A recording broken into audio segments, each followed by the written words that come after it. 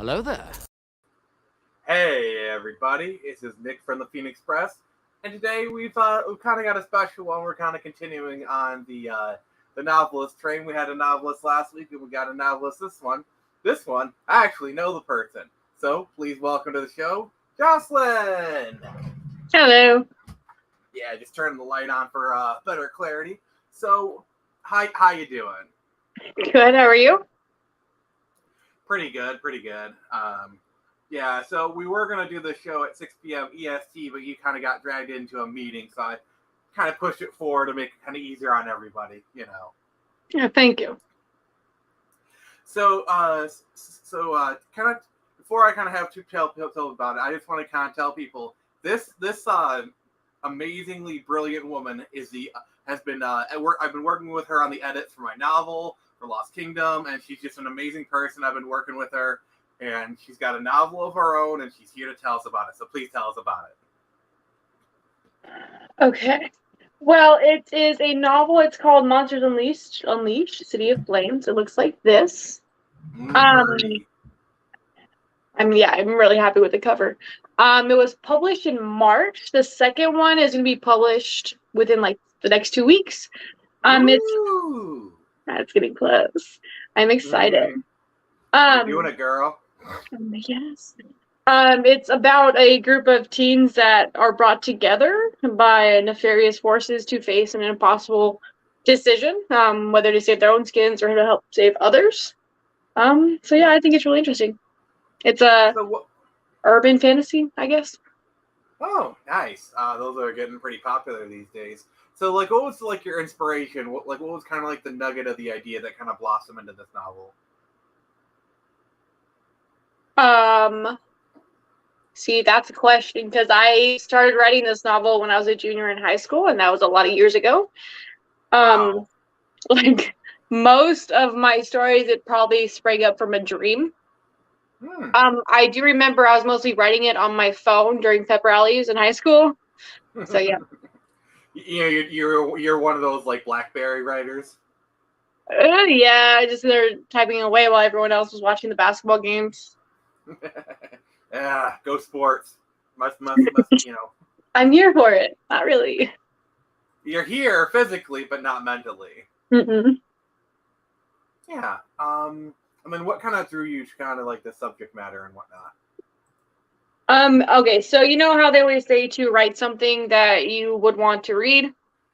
Like it's the kind of stories that I would want to read. So I just went that way. I've always been drawn to the fantasy, especially like teen fantasy, where you take teens and put them in dangerous situations that adults would probably handle better. But the late 2000s, early teens must have been a gold rush for you.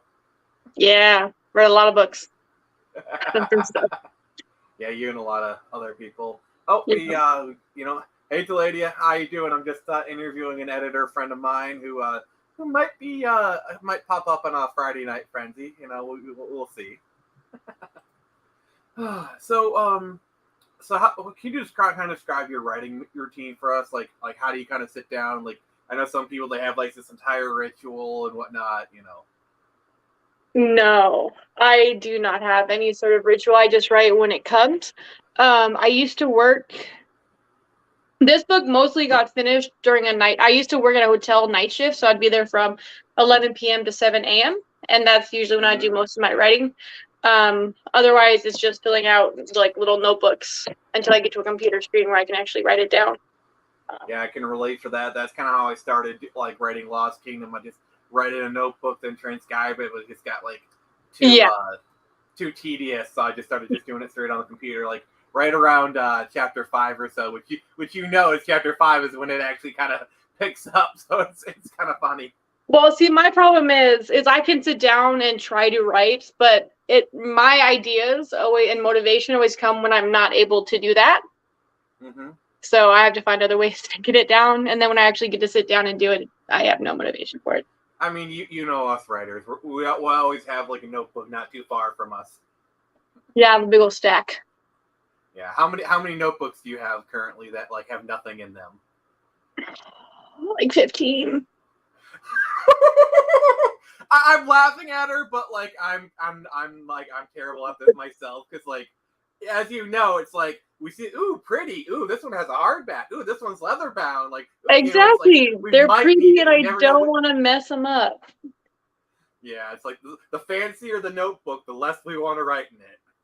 Yeah, it's that and sticky notes for me. I have so many sticky notes, and I use them, but I don't use them enough. Like I have way too many.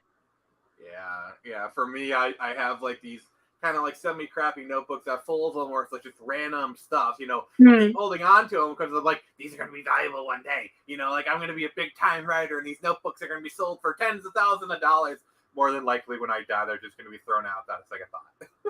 Like, oh, these are trash. But yeah, so tell us more about like your characters, kind of like some of your favorites and the side characters, like their motivations. Kind of describe them to me. Sorry, I feel bad because there's 6 technically main characters. You get to see the point of view of at least 3 of them in each book. But I can tell I'm picking a favorite. It's hard, It's like we as a writer, it's like we don't want to pick a favorite, but the favorites kind of pick us, and oftentimes it's not even the main character. Yeah.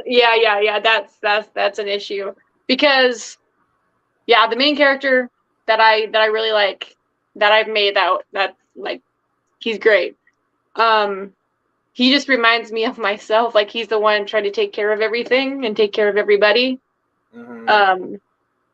I feel like that sometimes. So I'm trying to take care of everybody else, and I kind of ignore what I want. But like the side characters, I have so many. But my side characters, I usually make them mean for some reason. Like I make them bad to the main characters. Yeah, they don't have very much of a support system. Yeah, which I should probably fix. Yeah, it's kind of important. I know for me, a kind of a character that I latched onto, which would probably be like someone like Nelia or whatever. Like you've read like just like you can kind of confirm it because like you've read the novel. You're one of the few people who has. It's like All right, let me ask you a question. Kind of flip on. Since you've read Lost Kingdom, which characters do you think I attached to? Just curious.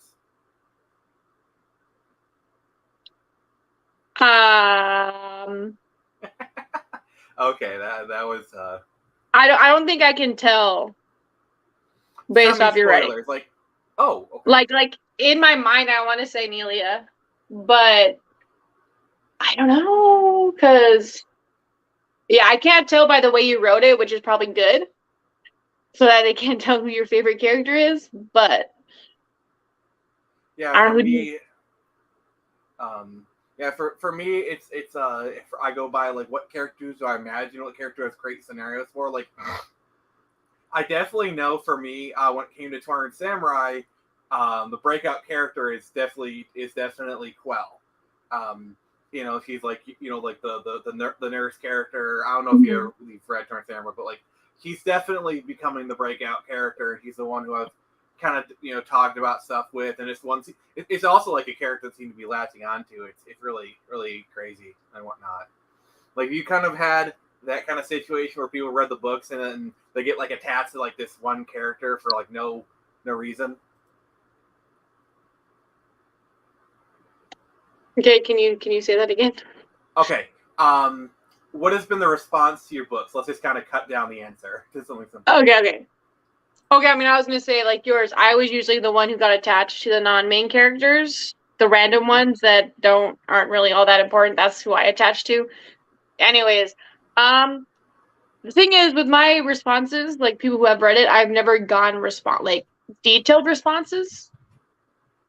They're just like, oh, it was good, it was great. And my dad has read it before anybody else, and he says it's good. I'm like, and I try to press him like, who's your favorite character? And he's like I'm this old. Like this is not the book I generally radiate towards because it's written for teens, not adults. So he's like, I think it's good. The writing's good. It's not usually my cup of tea. So, hey, Shadowpunk, just for the people kind of coming in, Jocelin is a published writer. Can you kind of show up your book and whatnot? Kind of show it to the camera. Yep, and that one, like you said, that one came out in March. And when does the next one come out? I am crossing my fingers for 2 weeks. Oh, nice. As long as Amazon cooperates with me. Which is a little, a little touch and go there, Sometimes it works, sometimes it doesn't. I don't know. Okay, KDP is usually pretty good. So, what has been some struggles that you've dealt with as a writer, kind of coming up in the ranks and just and whatnot? Okay, so I mean, besides the whole writer's block, which everyone gets that, not knowing exactly where you want to go with a few things. A bit of a rite of passage, honestly. My biggest struggle with the whole writing process is not exactly the writing itself. It's when you get done with it and you publish it, and it's the marketing of it that I struggle with the most. Because I'm not a social media person. I do not. I mean, you're my friend on Facebook. I don't post anything. I don't post anything on Instagram. I don't post anything at all. I can confirm he posts diddly/squat. Yeah, I don't post anything. I don't know. I'm trying to get better at posting it on my authors page on Facebook, but it's difficult. I don't have the mind power to sit there and try to come up with interesting posts instead of just saying, "Hey, read my book. It's great. I promise." I mean, it's a great book, and I'm sure you promise it. But yeah, that's something that I've struggled with myself. I'm getting better at it. I mean, obviously the show in itself is kind of a way to put myself out there and whatnot. Mm-hmm. And I'm happy to have you on and Thanks. Whatnot. But yeah. So, what are you kind of looking forward to? Like, how many books you plan on writing in the series? Okay, so this series is going to have 4 if everything works out as it's supposed to.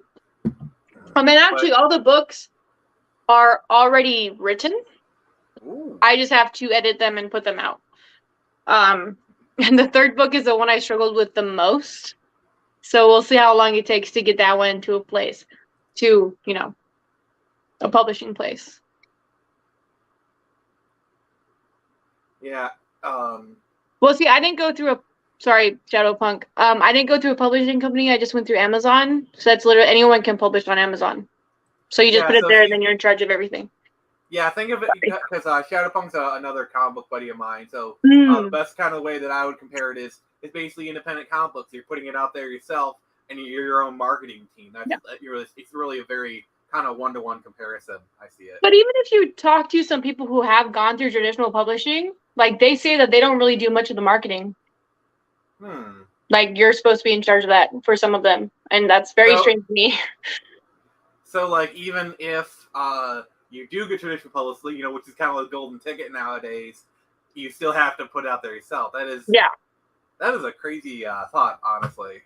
Well, I mean, I'm sure if you get with a big ones, maybe. But a lot of the people on those author platforms, a lot of them are saying a lot of the traditional ones they've gone with, they don't do much marketing. And then if it fails, somehow it's a mark of quality against your book or whatever. It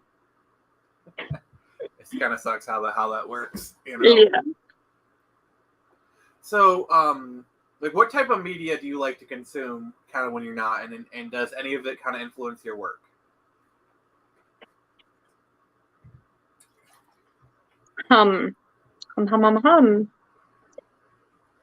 If you want, you can just talk about some of your favorite stuff and and whatnot. So yeah, I know I'm very because the books I read a lot of fantasy, paranormal, and that's a lot of what I watch.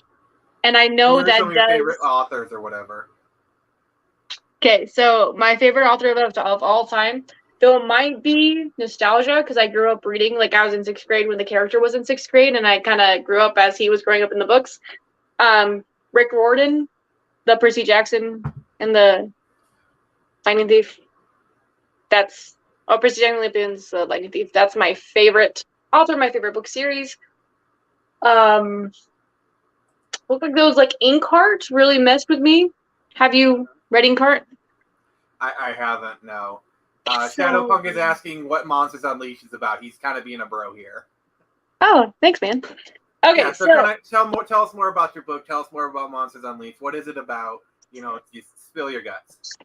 Spill my guts, but without spoilers. Yeah, that's a tough spot. You're not River Song. See that's my issue. Is I want to talk about the book and everything in it, but No one, I mean, I like spoilers, but I know not everybody is on the same page with me as that. Okay, so Monsters Unleashed. Sorry, go on. I was going to say, why don't you just talk about the first half of the book? He's kind of do like a mental cutoff. Mental cutoff. Okay. So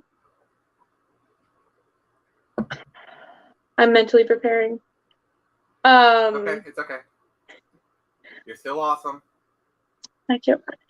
So okay, it's about these group of teens that come together by brought together by bad events. One of the main characters is attacked, and he is forced to partner up with this other character to go through school safely. I mean, I'll just tell you their names because if you read it, they'll come up right away. So Theo, he's the one who got attacked. Ryder's the one that's been put in charge of helping him. They're both teens, but Ryder has some abilities that are extremely useful in finding out if there's an attack that's coming. Mm-hmm.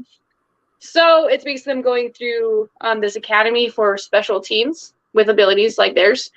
And during that time, you have warning signs that things are to come until at last it finally blows over, and then they are faced with an impossible decision that I know I would not be able to make myself if I was in their shoes. But yeah. It's those impossible decisions that really make for interesting readings. Like, I think it was George R. R. Martin who said, like, the most interesting story is the one where the heart is in conflict with itself. Yeah. I mean, it's that whole story, like, would you save those you love versus the world? Like, yeah, the whole, like, two-button scenario kind of thing. Yeah. There's a lot more that goes into that, obviously, but, and if you want more, just let me know. But so, I mean, if you want to tell more, that's fine, you know. Spoilers, man. I don't know how deep I can go. I mean, you're the author, so you decide, so. It's so funny, because I have this friend who has actually read the book and actually enjoys it.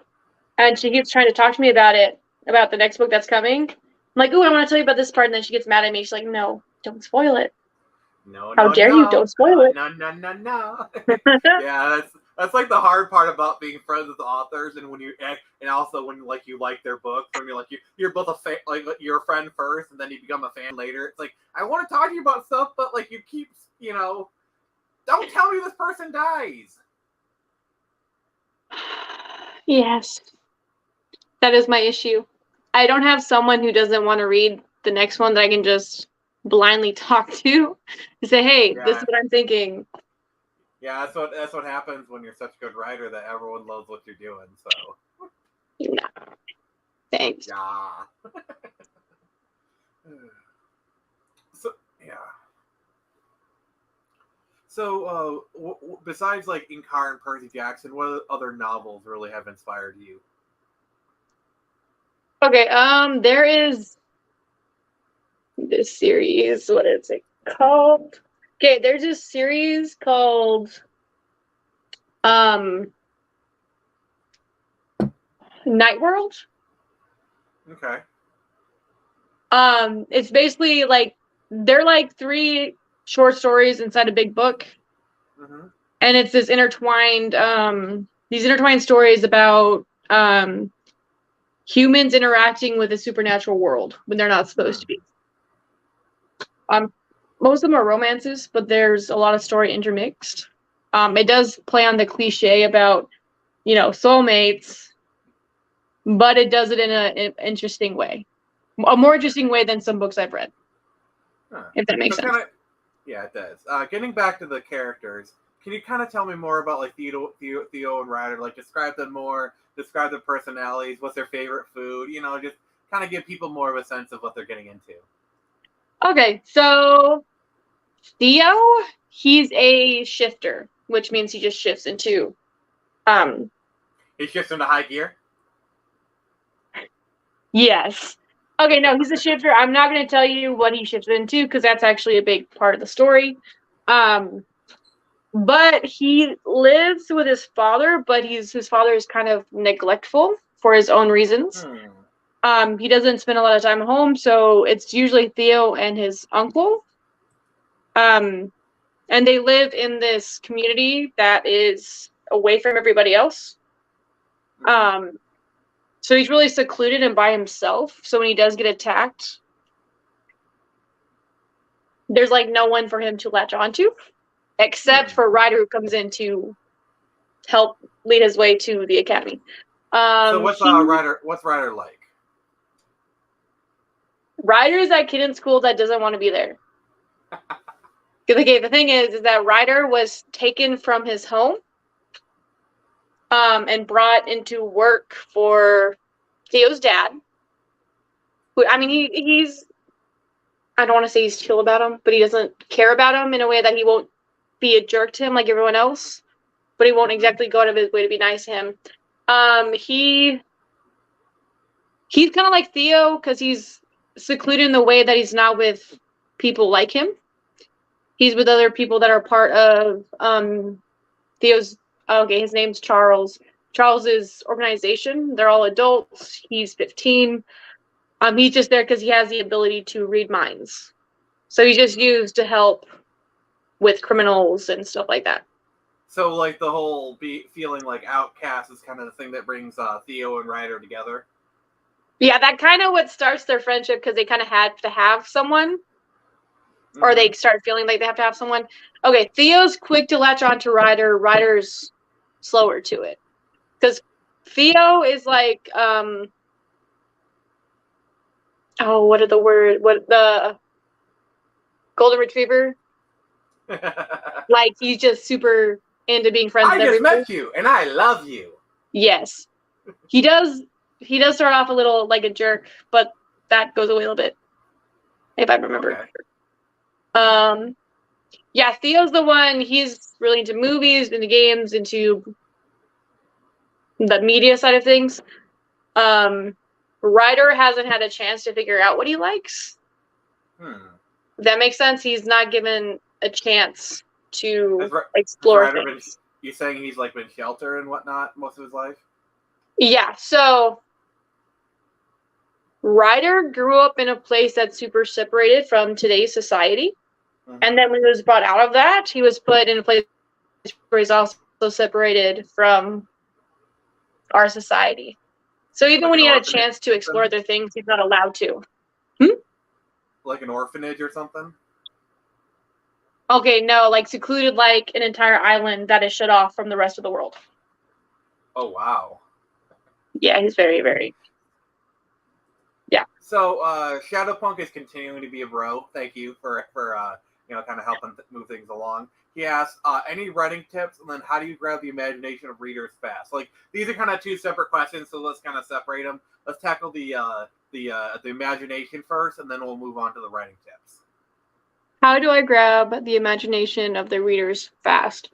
I think it's mostly about jumping into, I don't know, like when I start off my books, I find a way to get it into action, like something that they can see and feel. I'm tempted always to start off with a conversation for some reason, like someone saying something, and that's how you jump into the scene. But I think it's more effective when you start immediately into the action first and then go into everything else. Because I think in the first book, Ryder's having a sort of almost a mental breakdown. So you get to see in the middle of that, and then you move on. Yeah, it's kind of similar to something that I like to do with my stories, where like kind of jump you straight into the action, throw as many like terms, stories, and just kind of throw everything at you because I want the reader to ask, "What's going on? What's this? What's that? What is a what? Kind of thing." It's like I don't know, she's throwing this stuff, and then I kind of slow it down a little bit, and then kind of move the story forward from there. That's kind of how I like to do things. It's not kind of dissimilar to what you do. And then as far as writing tips, what do you have to share? For writing tips, I'm not a planner. I cannot plan. I know what's happening at the end, but I can't plan. But what I do that I think is very useful is just writing everything down. Like, don't worry about separating into paragraphs. Don't worry about spelling. Don't worry about any of that. Get everything written down first so you know the important parts of the story before actually getting into the writing aspect. Yeah, for sure. So you'd say on the gardener to architect scale, you're probably more of a gardener? Yeah. You're familiar with that dichotomy, right? I think I get it. Yeah. So basically, kind of to explain it, the gardener is the one where like they have the seed, the nugget of an idea, and like they plant it and they let it grow. They kind of let it do its own thing, maybe nibbling it here and there. Whereas the Yep. architect is more of the planner. Yeah, I'm the gardener. My stories take a mind of their own. I'm kind of I lean architect, but I'm like it's like somewhat gardener, but like kind of lean architect. I'm a bit kind of in the middle area. It really depends. Yeah, I try to be the architect. It just never works because I always end up going off to whatever Yeah, is on my mind. So yeah. I know when I'm writing, I like to do like chapter breakdowns, kind of just like say, okay, this like for me, it's like A, B, and C. Really, the kind of where the innovation happens is the connective tissue between A and B. You know, or I might do A and C, and then like B is the connective tissue, and then like kind of go from there. It's the connecting portion that sometimes messes me up. yeah. So, anything on the docket, like any future ideas for stories, like anything else you kind of want to tease or anything? So many stories. You don't understand. Okay. I'm So one of this the. I say I'm one of the people who actually does understand, and you know it. I've shown you my writing folder. I've shown you. yeah. When you were explaining to me one time, I'm like, oh my goodness, that's just like me. So Exactly, which is why we're friends. this story or this series is a birthplace to over 8 others. So the reason why it's titled Monsters Unleashed, um, oh, I don't know if I should say that because that comes out in the 3rd book. Do it, do it, do it. Okay, so essentially, there's this big bad that's been okay. So first off, sorry, let me start over. There's a bunch of realms, right? A bunch of different worlds. That's where people like Theo and people like not Theo, not Ryder. People like Theo came from. Like shifters aren't from Earth originally; they came from somewhere else. Earth kind of became a refugee planet because of what was happening with all the other ones. Because they're the ones that could. It's kind of a place where everyone can kind of survive. But these realms, there's a big bad going around and infecting all of them and eating away at them. And so what happens at the end of so what happens in this book is it kind of jump starts that happening to this realm, that they're this like happening to Earth, where it starts eating away and getting taken over by this big bad. So for the other series, one series is gonna explore what happens to those realms, while one's going to explore these characters when they're older, trying to fix those realms. If they all survive, we'll see. Yeah, I love it when like one series ends, but it like the very end is kind of like the teeter totter that leads into the next one. It's always really nice when you got that good flow going on. Yeah, it's gonna be fun. I'm excited. And that's kind of what I always say to people is like write with passion, write well, because like if what you're writing doesn't excite you, it's kind of not worth doing. You know. Yeah. I think you should worry about writing with passion first, and then that's when you go in and try to write well. That's when you go in and try to fix it. Yeah, that sounds about right. You know, because like you have to just want to write it, like the feeling of like going down, like it's like you want to run to your computer and just like type all day or whatever. You know, it's just like those like oh my god, those feelings are so good. Yeah. So what kind of stories that have been coming out like by other people, whether it be like movies, TV shows, books, any video games, anything like kind of stories that have excited you recently? That's a good question. I like to think so. Okay, so my goodness. The thing is that I haven't been as up to date with my reading as I should be. A lot of the books that I have are older. Have Nothing you wrong with that. seen? Nothing's wrong with that. It's just not recent. Have you seen the movie The Ritual? It's a scary movie on Netflix. No, I'm not that big of a horror fan. I'm mostly like sci-fi action kind of thing. Well, you need to change that. Okay, I'm just kidding. Yeah, I like horror, I like scary as long as there's a good story to it. If it's just trying to scare you, I don't get the point. Anyways, The Ritual is, I finally got the book of it, but the movie is about these this group of men who have a very strained relationship and decide to go on a hike in Sweden. And they're supposed to follow a trail, but they don't follow a trail. And I mean, it's a horror movie, so you can guess what happens when they don't follow the trail. They split up? They don't split up. No, they actually are smart and don't split up. So they avoid that doesn't save them, though. That doesn't save them. Did one of them get horny? No. Okay. I just the look you gave me, like, what the F are you talking about?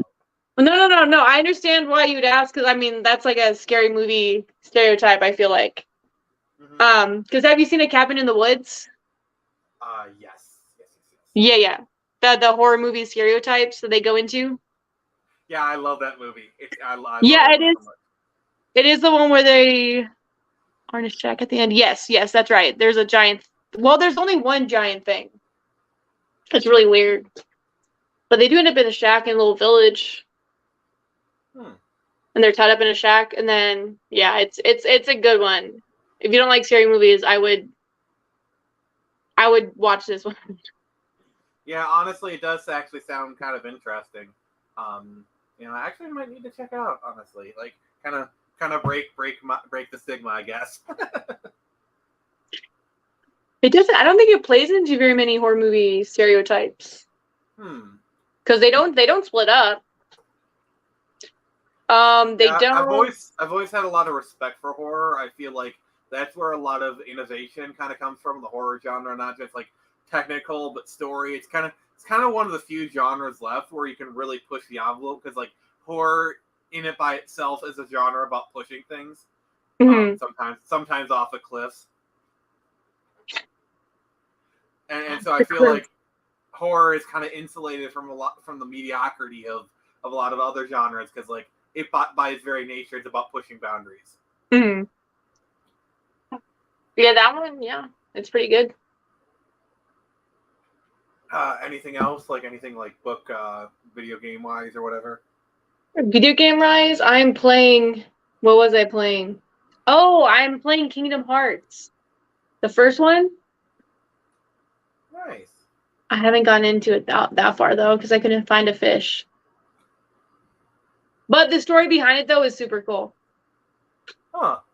It's a real okay. Yeah, like I can actually Shadowpunk. I can actually get into those kind of stories. Like those kind of like mystery unfolding. Like, I actually do enjoy like suspense thrillers. Like I know those aren't really horror movies, but like feel they follow kind of the same kind of story structures, kind of sometimes. But yeah. I think like what's the movie called again? The Ritual. Yeah. Someone just asked it's like the realistic, and then what TF is happening. Yeah, that's exactly what it is. Like it seems normal, but then you go into it and it's like, wait a second. Have you checked out the new Predator movie, Prey? Like I've kind of heard like mixed reactions. Some people say it's the worst. Some people say it's the best. Most people seem to be kind of down the middle of like it's pretty good, not the best though. Okay, some movies I feel like you kind of just have to take it as it is. Yeah. Because some movies, like people complain about some movies about them being unrealistic, but if you step away from that's always the most hilarious thing. It's like, Star Wars isn't real. This thing that happened in Star Wars isn't realistic. Like, you do realize there's laser swords and people move stuff around with their mind. Like. Yeah, I have not seen it though, and I really want to. Because I've seen all the Predator movies and all the Alien movies, especially the Alien versus Predator movies. I've seen most of them. I've seen Predator 1, which is really good. He's got a question for you. Okay, no, that movie seems insane to me. What's Hereditary it just, about? I don't know. I know there's just a scene that happens at the end that seems just I want to watch it. I just haven't gotten to it yet. Hereditary. It's that one. There's a little girl and her brother going to a party. She sticks her head out of the car. Yeah, I think I know what that movie is. I just haven't seen it. Yeah, I actually watched this one video where they did a breakdown of a horror movie where like the people actually entered the horror movie, and like one of the actresses in the movie was like this woman's mother who had just died, kind of thing. And I thought, oh, that's an interesting concept where like they really kind of play with like the '80s slasher tropes. Like it's kind of like a Friday 13th kind of movie.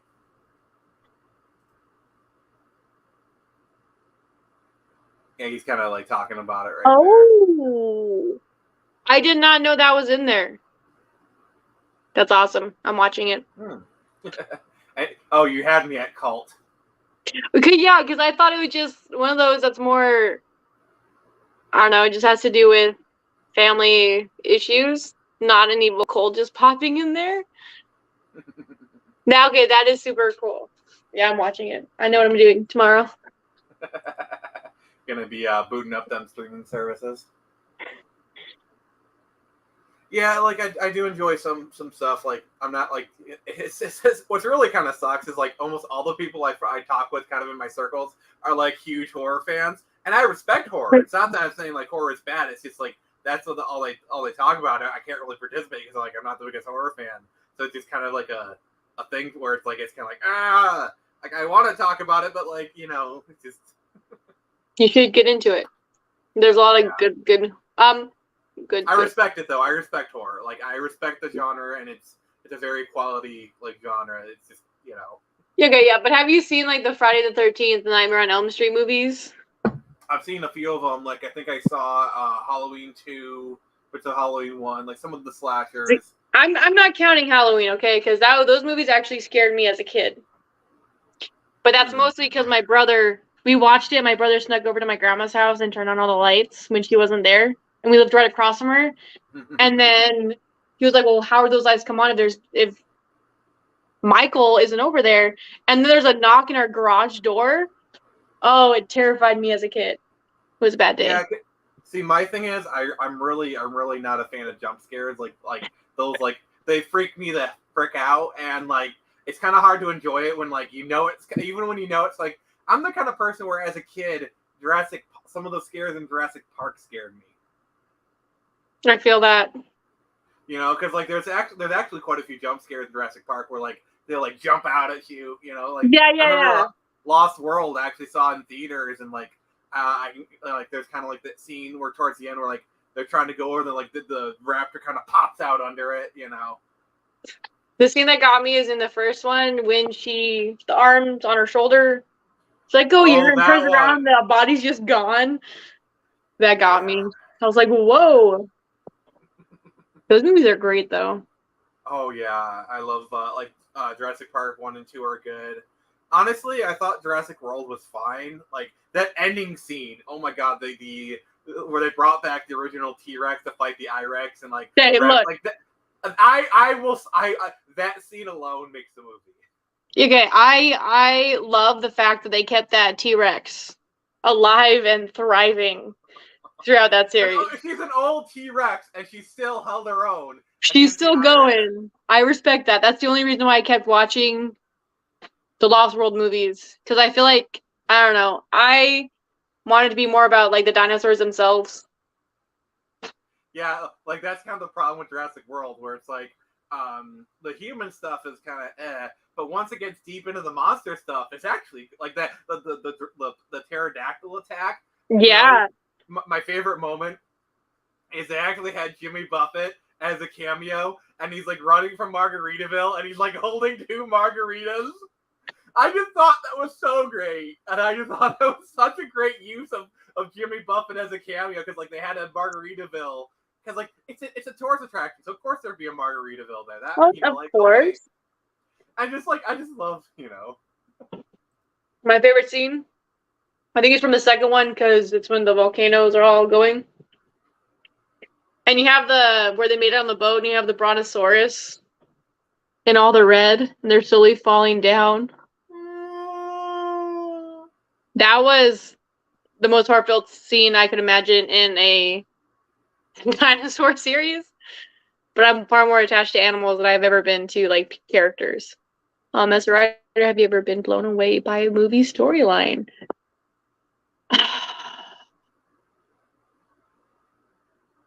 Huh. Trying to think. It's a good question. I want to feel like I feel like there's like a time travel movie where like I really like the time travel aspect of it, you know, or whatnot.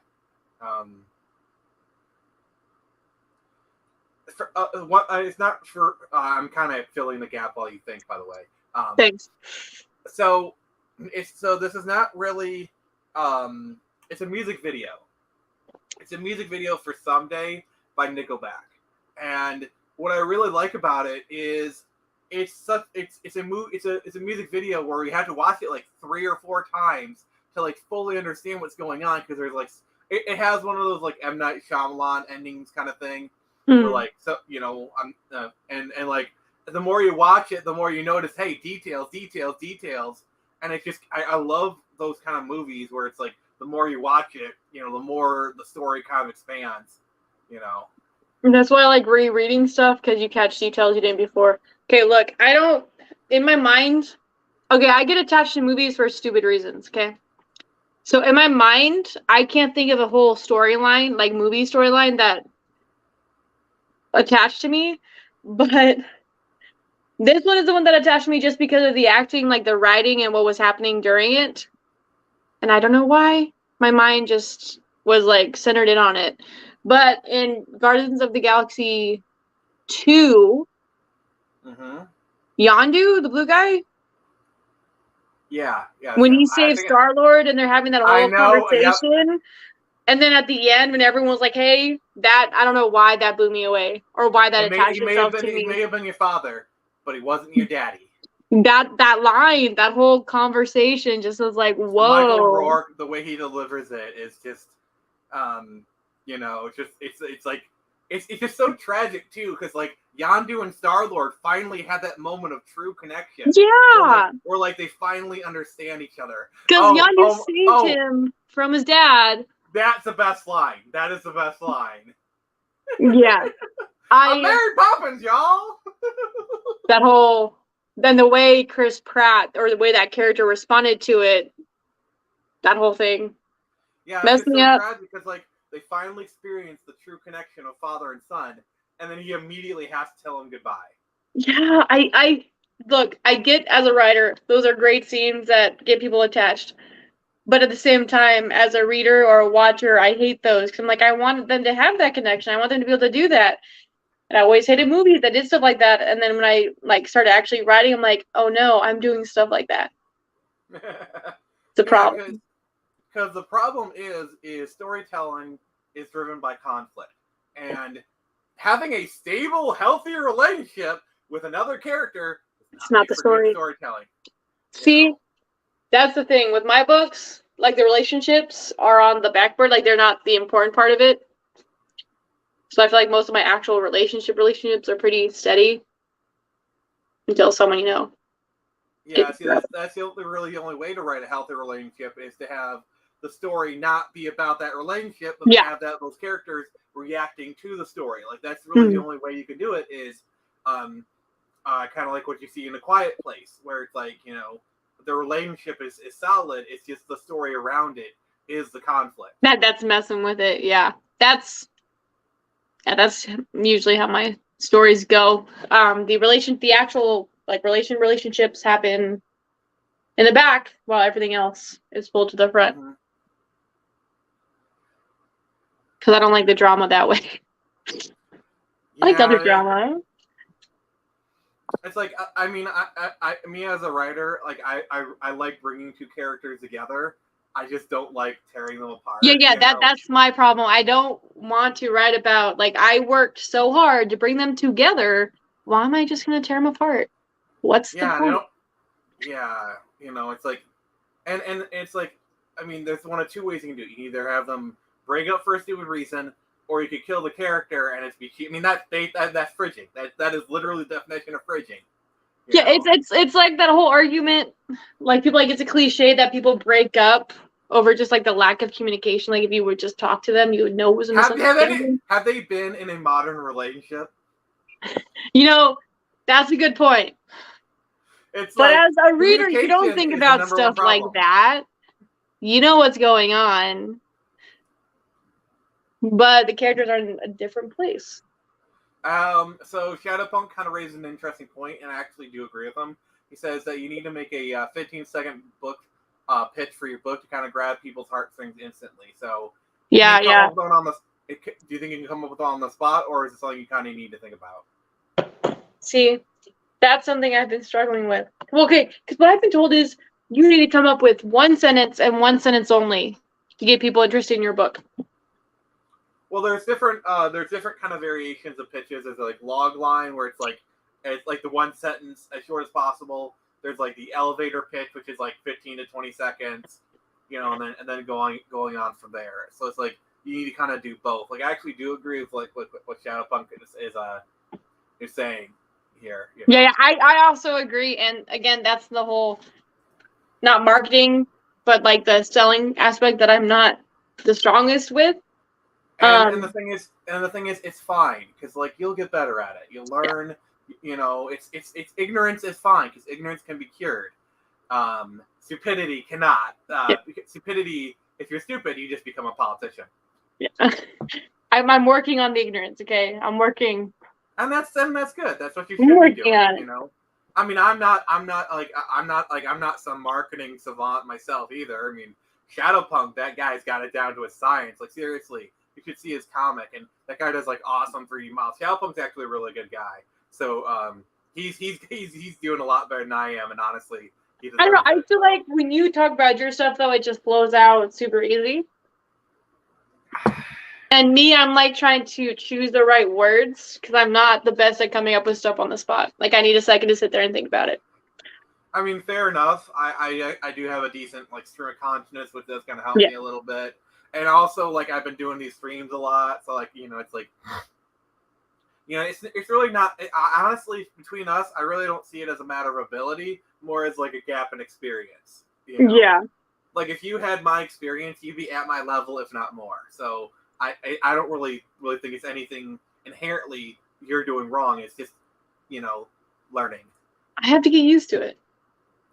And the only way you can get used to it is by doing. In which case, I extend you an invitation for the Friday Night Frenzy. Me and Taladia are going to be talking about Power Rangers, multiverses, lots of cool stuff, and you're more than welcome to come on and chat because it could be some good experience. I'll pop on. Yeah. Yeah. Well. Yeah. So I try not to put you on the spot. So let's kind of, if you want to say yes, cool. But otherwise, I'll just put you down as a maybe. Yeah. But yeah, so the Friday Night Frenzy is more of like my hangout stream. We'll kind of be talking about whatever. Talia's a really cool guy. We like to talk about like DC and whatnot, But like, what do you think about like all the recent going on with like DC, like with the Batgirl stuff and like the stuff going on with Ezra? What are your thoughts on that? Oh, with DC? Oh, I think it's a mess. Okay, I don't even know what to say about it. Oh, okay, look. I'm not the biggest fan of DC movies. Like, I like the cartoons. The movies have not. Good. Yeah, the movies I don't think have been on par with what they should be because they have great material. Mm-hmm. But I think they're struggling. However, like the newer movies, I guess I'm more of a Marvel person because they're lighter and they're. Mm-hmm. They have the right amount of comedy and action, I feel like. I know DC is sometimes a darker, especially with their biggest person being Batman.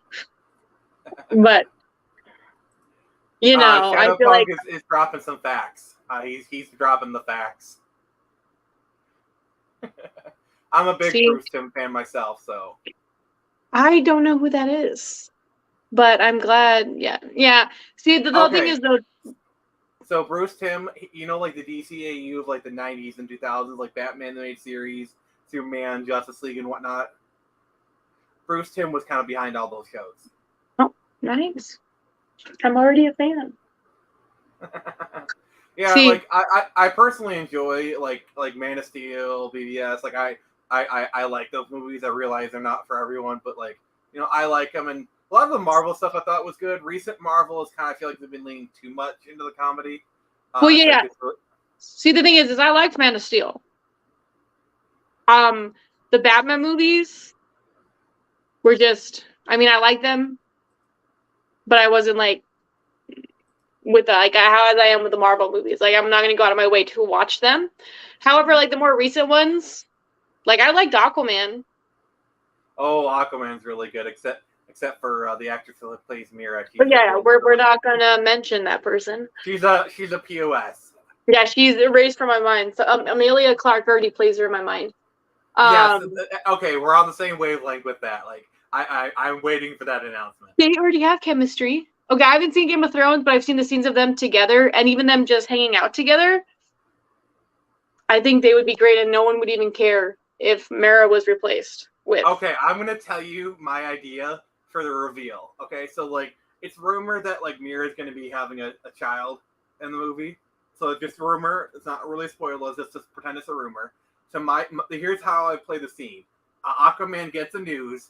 He runs in the hospital, and then he turns the corner, and it's Amelia Clark as Mira holding the child, and he's like, "Oh, hun, it's good to see you," or whatever, kind of make some corny joke about it. And then he goes to see him, and then on the TV screen is Game of Thrones. And then Aquaman says, "Why are you watching this trash?" I don't know. I don't know. I want to see what she, whatever. It's like, and it could be like, and it could even be a scene with like Daenerys in it, but just not show her, like have it be like the dragon scene or whatever. Like, yeah, it's like Warner Brothers owns Game of Thrones, so it's like it wouldn't be that hard. It would be awesome for them to reference it. It might be more annoying if they don't. I mean, people will get it if they don't, but if they reference it in some way, I think people would love that.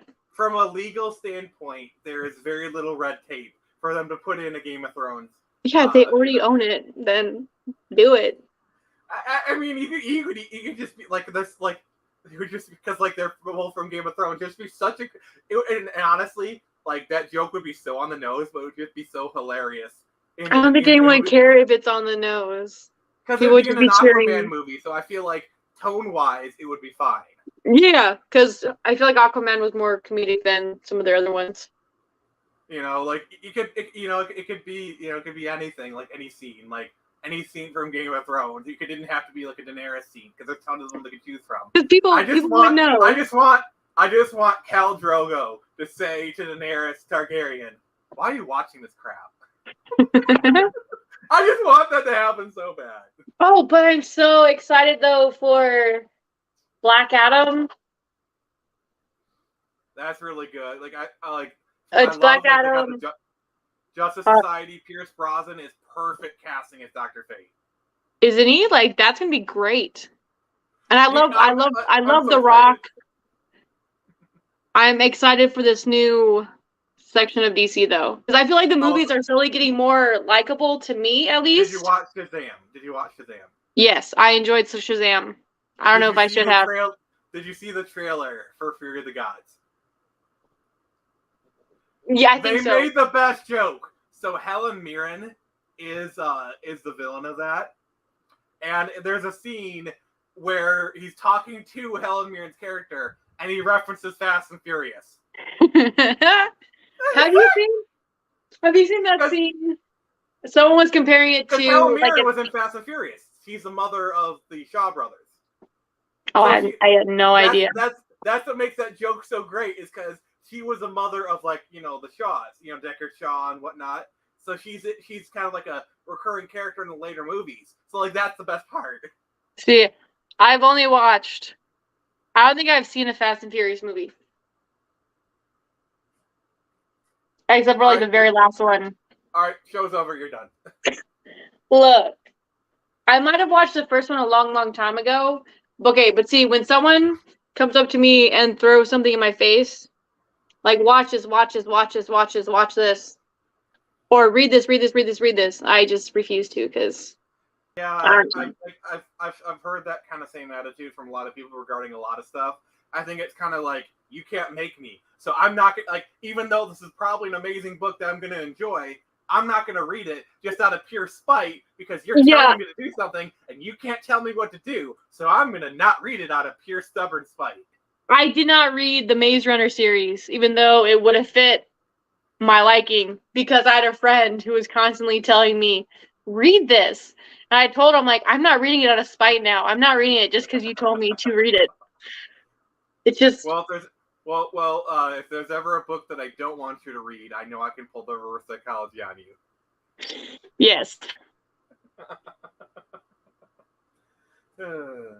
don't know why I'm like that. But yeah, like, I enjoy the fast films. It is very much a turn your brain off at the door.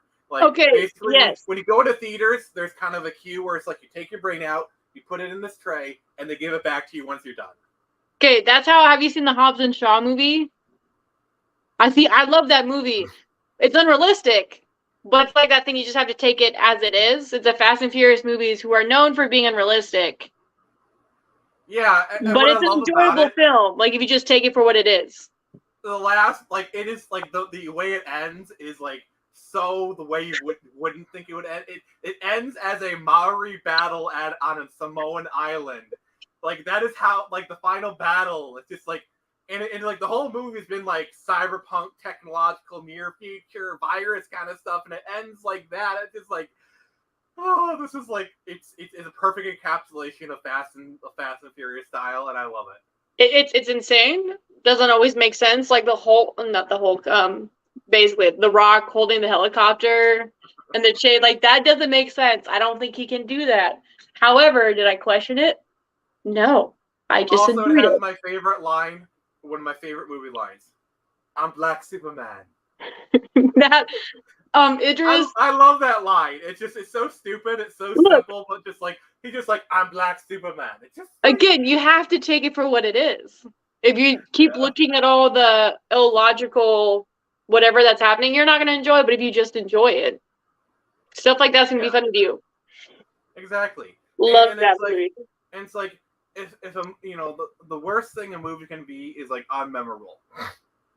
I mean, people still talk about The Room, which is literally one of the worst movies ever made. People still talk about Street Fighter. People, like, a movie can be bad. Like, even if like, the worst thing a movie can do is like fall into that crack of like being okay, but like bland and on there. Like, it's not bad, it's not good. Those are the movies, like, the worst pit you can go into. But like, if you're like The Room, if you're Batman and Robin, Dragon Ball Evolution. It's like the kind of stuff. Okay, so Room, what one is that one? Is it the one where you have the kid and the mom stuck in a room? No, that's the Tommy Wiseau one. That's the one. Like, I did not do it. I did not do it. I did not hit her. I did not. Okay, I know what you're talking about now. I was about to argue against Room. Okay. If I have not seen the movie, I'm probably not going to.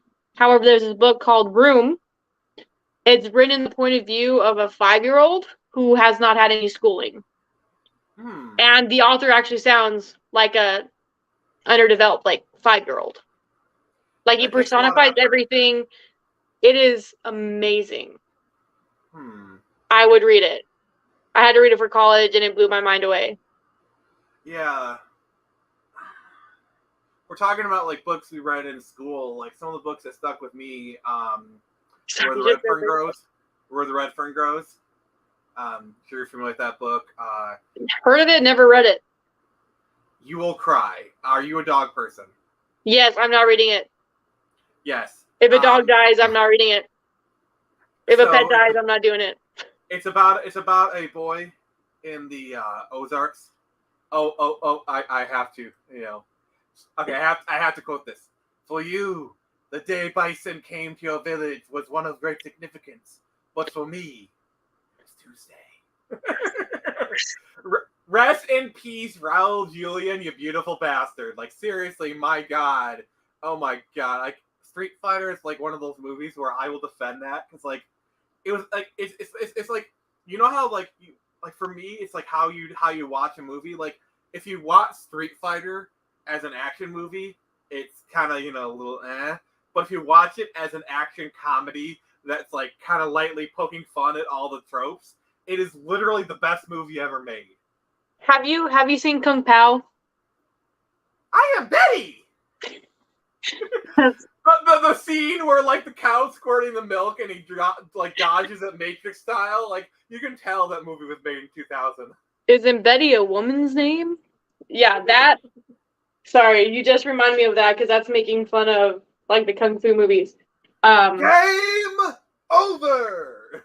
Yeah, that's sorry. You just reminded me of that, and I had to. It's hard to find people who've actually seen that movie. I mean, I saw it when it first came out, but like, yeah, Neostar, you're totally correct. Gomez Adams made that movie. The fact that he was dying of cancer the entire time just makes it even better. And like, so when Raul Julian, when he knew he only had one movie left in him, and he had a choice of two movies. One was Street Fighter. One was a serious drama that probably would have earned him an Oscar. He chose to do Street Fighter because his kids picked it because they wanted him to have fun. And my God, was he having fun on that set. I feel like that's the way to be, though. Okay, not like I'm choosing to have fun over. I mean, if this is my last movie, and it's like I'm gonna have fun, I'm not gonna choose some. I want to have. If I only have one movie, I'm gonna have a lot of fun with it. I don't care if it's like the worst movie ever. I'm still gonna enjoy it.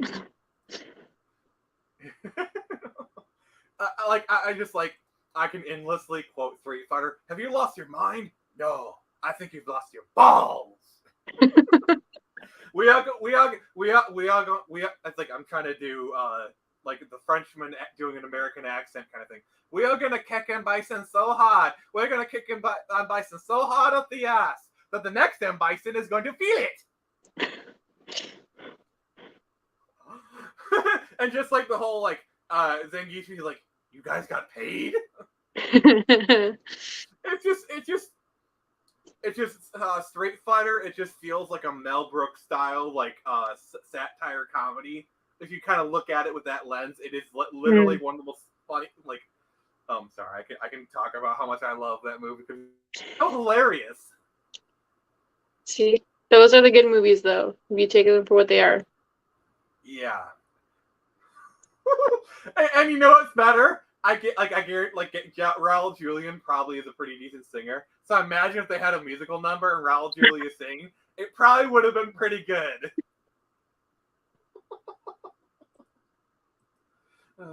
So what are some of your like so bad it's good movies that you just love just in spite of it?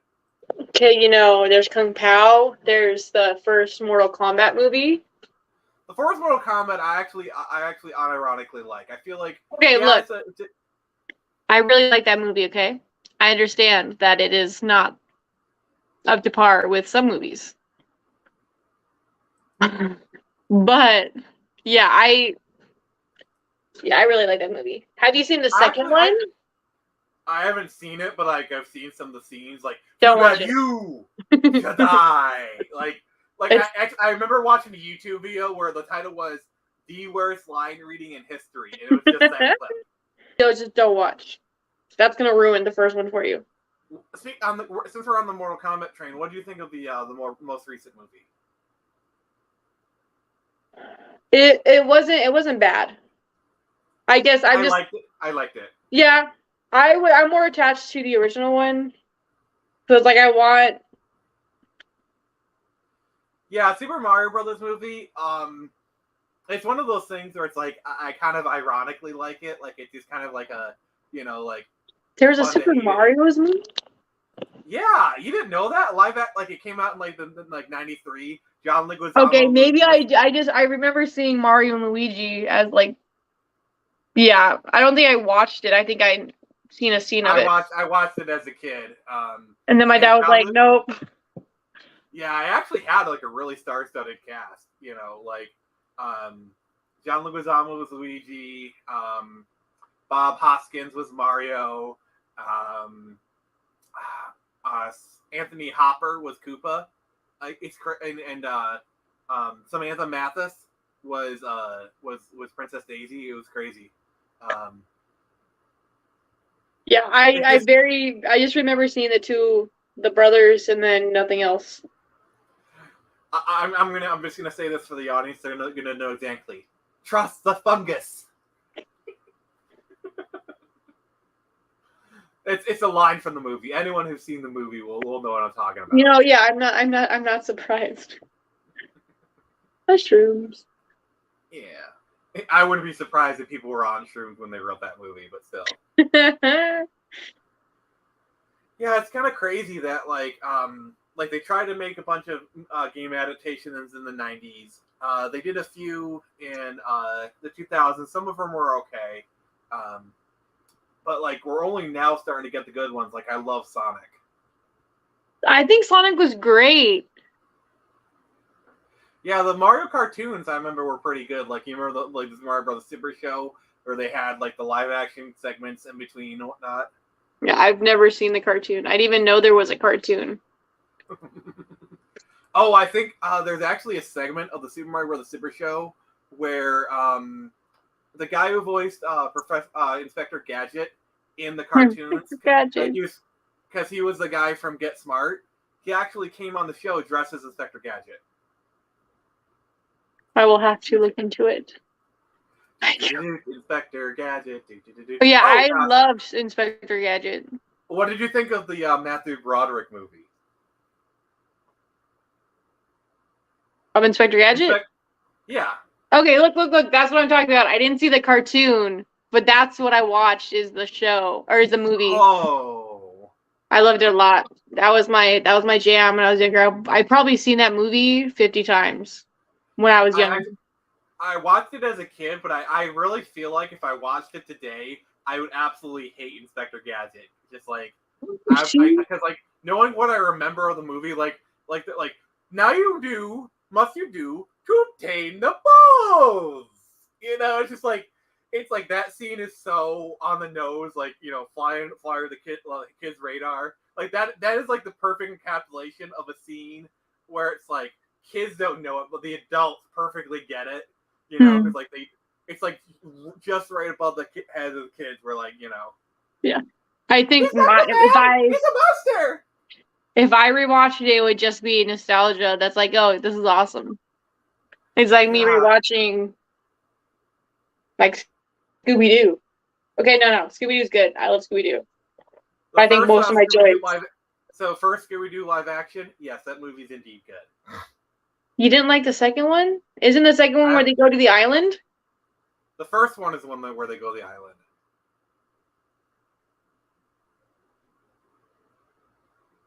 Okay, the one where they go to the island, that one was a blast. Yeah. Also, it's like, Mary Jane, that's like my favorite name. It's just like, I love that kind of stuff where it's like, for adults, it's so freaking in your face. But like, for kids, it's like, they don't get it. I love that kind of stuff. And, Winston was on the Mario Brothers show? Oh, that's cool. Quick, what did you think of Ghostbusters Afterlife? I liked it better than the reboot that they try to do with Melissa and. We don't talk about that. Okay. I didn't think it was terrible. I kind of liked it. I like how they brought the other characters in and didn't just say, "Hey, they're old now." That we're not. Afterlife, I love that movie. Yeah. Also, since Neostar has said he hasn't seen it, I'm gonna be like put a spoiler kind of tag on things. That scene at the end where the thing happens, like I cried. I legit cry every time. I loved that scene. Like I know what you're like. I thought it was awesome. Which, like I said, don't spoil it. But like, yeah. Like I said, I just like how they still connected everything instead of just saying this happened and pushing it off, you know? I mean, honestly, it's a perfect way to move things forward. You know, like they Yeah. got a new cast of Ghostbusters. You know, some of them are related to some people, and it's just like it's like 30 years have passed. You know, it's like sure, you could have made a Ghostbusters 3 in 2010 where they're getting too old for this, but now they are too old for this. You know, Yeah. And it's like sure you have them standing around holding proton packs. That's fine, but like running around cities in New York City, it's like it's just like these guys are 70 years old. They should like they should be running the business, not like literally on the ground. Yeah, it's acknowledging the past, saying bye to it, and then moving on. Yeah, watch it. Yeah, you need to watch it. It's really good. Like I said, I mean, yeah. You know what? I find like the most kind of like it's sad but kind of in a not really tragic way is so Ivan Reitman the movie was directed by his son Jason Reitman. Did you know that Ivan Reitman died a few weeks after Ghostbusters Afterlife came out? Aww. It's like he lived long enough to see his legacy redeemed. And I really feel like as soon as he saw that, like, okay, people like the movie, it's doing good, it's in the hands of my son, it's in good hands now, I can die now. I really feel like that was kind of because you know how certain people, you know, like they survive until a certain point, like their loved one dies or stuff like that, you know, like the will to live. You know what I'm saying? Mm-hmm. I feel like Afterlife basically redeemed the franchise, redeemed his legacy. I felt like he felt comfortable passing it on. It's sad, but it's like, okay, I get it. You know, I totally understand. You know. Yeah. But it's in good hands. I feel like Jason Reitman is going to do right. I mean, he was on the set of the original. His father directed it. You know, it's like he calls himself the first fan of Ghostbusters, and honestly, I think he earns that title. Yeah. Like, even though I said I wasn't like the biggest fan, because I'm still, you know, the big marshmallow man will forever be a thing. But I feel like they did do it well. Like they did it in a way that made sense. Yeah. That didn't try to overpower the or outdo the old ones, as I feel like some remakes try to do. I feel like they were kind of a little bit too much chained to the past. Like the plot is literally the first movie over again, with a few spins on it, and like they did Gozer again, and it's like they kind of tried to like like, you know, like the company from the first movie that owned the building, the steel was made from those mines, you know, like okay, sure, fine, you know, but like, well, actually, I'd say the third act is basically almost a rip. Well, yeah, I get that. I mean, they do change some things, like they finally trap Gozer. But like up until that, I actually liked it. The whole like learning how to do the Ghostbuster thing was actually kind of cute. Mm-hmm. And I like the light that was helping. Like, hey, look. I just every time I hear the ear, like my heart just kind of gets like, ooh, you know. Yeah, those were great movies. Yeah. So on that very bittersweet note, I think it's probably a good time to wrap it up. Where can people find you? If you go on Facebook and go to @Jocelin R. Deneweth, you should find my author page. Awesome. Yeah, and, that's hold the book up for the people who haven't seen it yet. It's also on. I mean, this is on Amazon, so you'll find everything there. So, Neostar, thank you for stopping by. I don't know if Shadow Punk is still here, but I thank him as well. So, everyone, thank you for stopping by. This has been Nick Gibson. This has been my good friend Jocelyn. And remember, I can only show you the door. You're the one that has to walk through it.